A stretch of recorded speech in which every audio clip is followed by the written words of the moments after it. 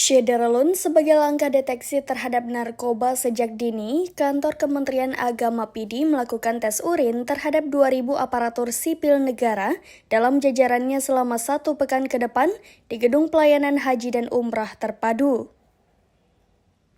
Kepala Kan Kemenak PD, Dr. Andes Haji Abdullah ARMAG mengatakan, jika para ASN terlibat mulai penggunaan atau pemakai hingga pengedar barang itu atau narkoba, maka pihak Kemenak akan memberlakukan sanksi tegas, mulai dari pembinaan hingga pemecatan sesuai dengan aturan hukum yang berlaku.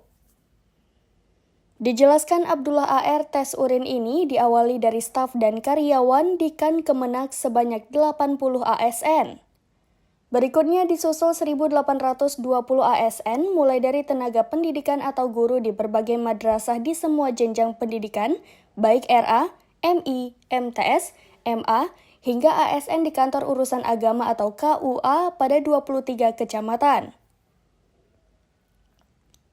Bagi para ASN dengan radius 4 km sampai 5 hingga 10 km, tes urin akan dipusatkan di PLHUT Kan Kemenak di Kota Sigli. Selebihnya bagi ASN di luar dari jangkauan dimaksud, pihak Kemenak akan mendatangkan pihak BNNK langsung ke titik lokasi.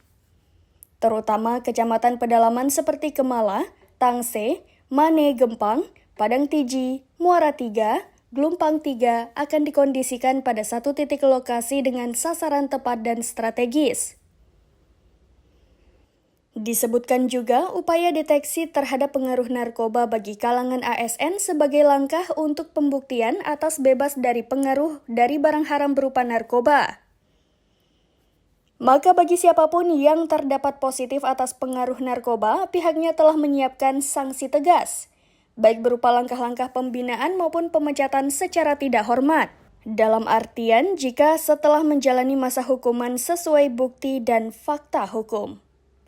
Dari PD, Idris Ismail, serambinews.com.